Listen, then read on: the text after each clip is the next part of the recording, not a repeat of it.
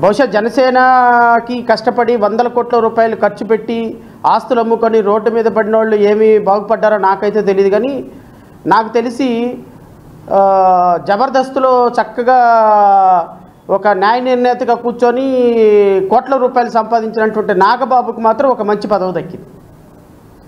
నీ సినిమాలకి క్లాప్లు కొట్టినటువంటి వాళ్ళకి మాత్రం తిరుమల తిరుపతి దేవస్థానంలో మంచి పదవులు దొరికింది. నీకు బాకా ఊదే వాళ్ళకి, నీ యొక్క అనుచరులకి, నీ సినిమాలకు పెట్టుబడులు పెట్టే వాళ్ళకి మాత్రం మంచి మంచి కార్పొరేట్ పదవులు అందిని. అది పవన్ కళ్యాణ్ యొక్క నిజస్వరూపం, జనసేన పార్టీ యొక్క నిజస్వరూపం. ఎన్ని వందల కోట్ల రూపాయలు నష్టపోయి ఈరోజు మీ పార్టీ కోసం కష్టపడ్డారో వాళ్ళందరినీ ఎవ్వరికి కూడా పదవులు రాలా, వాళ్ళందరూ బానిసలుగానే ఉండిపోయినారు. సరే, వాట్ ఎవర్ ఇట్ ఈస్, అది మీ పార్టీ అధికారంలో లేనప్పుడు ఒక సమస్యని గుండెలకు అద్దుకొని, ఒక సమస్యని నెత్తి మీద పెట్టుకొని బోరుమని వెలిపించి పార్టీ వెళ్ళిపోయి ఆ సమస్యల కోసం పోరాటం చేసి పార్టీ నాయకులు వెళ్ళిపోయి ఆ సమస్యలను నెత్తికెత్తుకొని నేనే గనక అధికారంలోకి వస్తే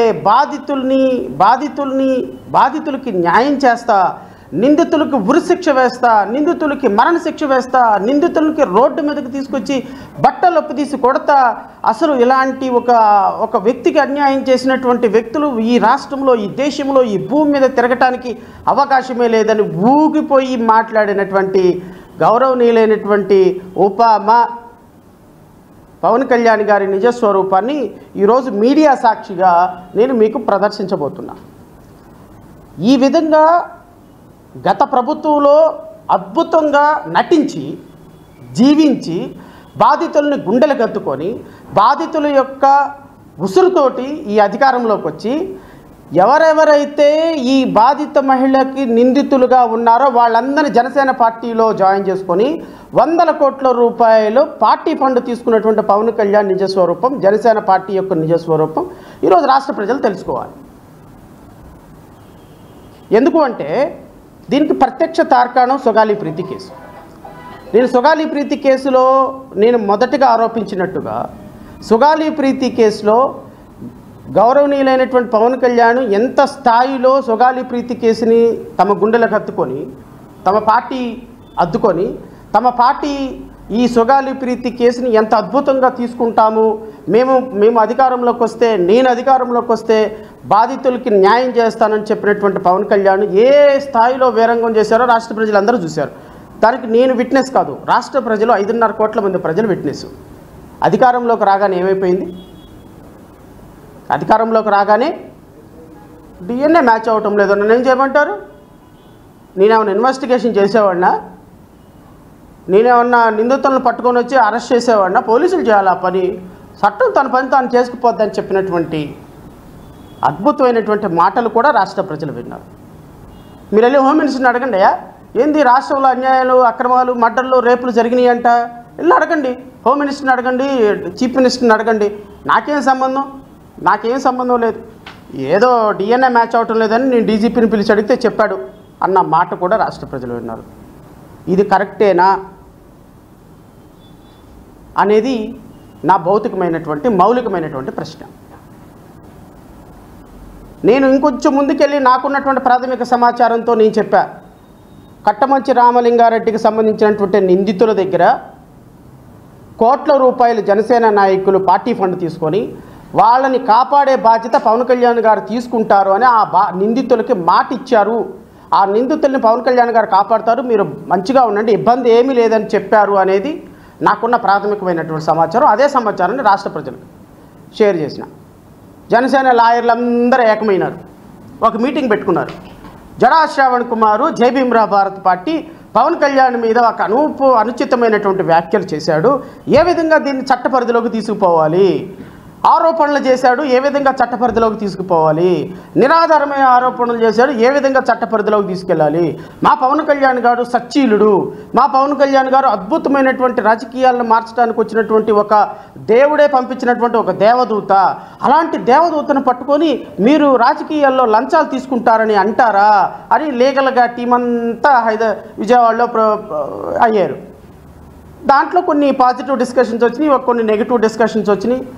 మరి 30,000 మంది అమ్మాయిలు పారిపోయినారు, 30,000 మంది అమ్మాయిలు ప్రాస్టిట్యూషన్ హోమ్లోకి తరలించబడ్డారు, నాకు కేంద్ర నిఘా వర్గాలు చెప్పినాయి అని మాట్లాడినటువంటి మీరు ఏ ఆధారాలతో మాట్లాడారు అని అక్కడ ఒక ప్రశ్న లేవనెత్తింది.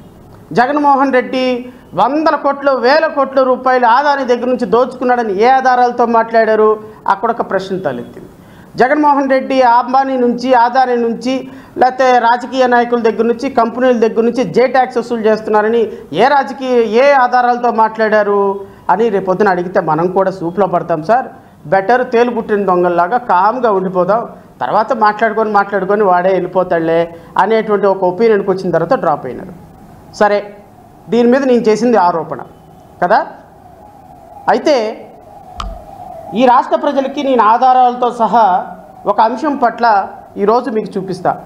ఈ ఆధారాల మీద నేను చూపించేటువంటి ఆధారాలు అవి పబ్లిక్ డొమైన్లో ఉన్నాయే, పెద్ద విషయం లేదు. బట్ నాకు రహస్యంగా ఒక జనసేన కార్యకర్తలే, జనసేన వాళ్ళే పవన్ కళ్యాణ్ యొక్క నిజస్వరూపాన్ని చూపించడానికి పంపించారు అంటే రాష్ట్ర ప్రజలు నమ్ముతారా?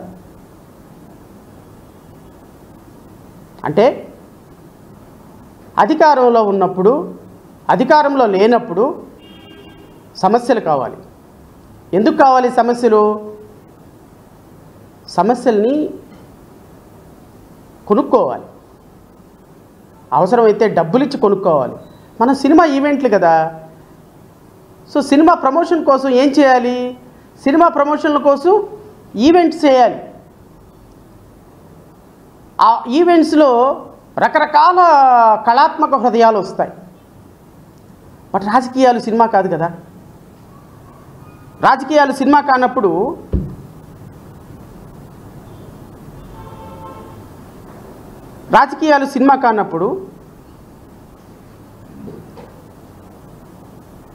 మరి ఒక సమస్యని